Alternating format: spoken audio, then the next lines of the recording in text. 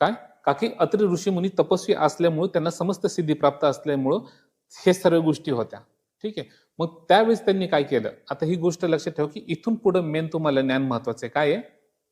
इथून पुढे तुम्हाला ज्ञान महत्वाचं आहे. मग तिथं काय झालं, मग त्या टायमाला तिन्ही देव एकत्र झाले आणि ते बाळ झाले. काय झाले?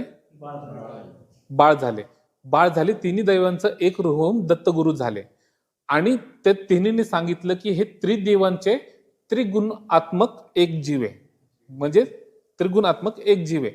तर हे पुढं ह्या सृष्टीचे जगद्गुरु म्हणून पुढं प्रख्यात होतील आणि तुमचे पुत्र, मग तुम्हीच ह्यांना गुरु होऊ शकता. कोण होऊ शकता? तुम्हीच ह्याला गुरु होऊ शकता. जसं की तुम्ही तुमच्या तपफळाने, तुमच्या कर्मफळाने, तुमच्या सामर्थ्याने आणि कर्मयोगाने आम्ही त्रिदेव असून सुद्धा तुमचा मुलगा झालो. समजलं का? म्हणजे तिन्ही देव हारले, तिन्ही देवी पण हारले आणि तिन्ही देव पण हारले. कोण हारले? तिन्ही देवी हारले. समजलं की नाही?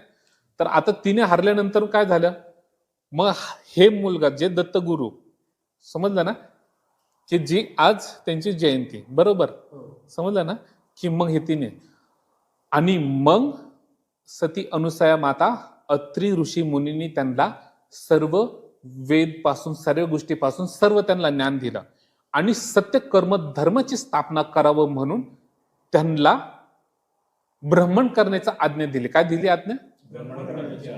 ब्राह्मण करण्याची आज्ञा दिली. जशी त्यांना ब्राह्मण करण्याची आज्ञा दिली, त्यांच्या ज्या ज्या योगाने त्यांनी 12 प्रकारच्या ठिकाणी 12 ठिकाणी वेगळ्या वेगळ्या रूपाने अवतरित घेतले. काय घेतले? वेगळ्या वेगळ्या. ठीक आहे, दत्तगुरूंनी.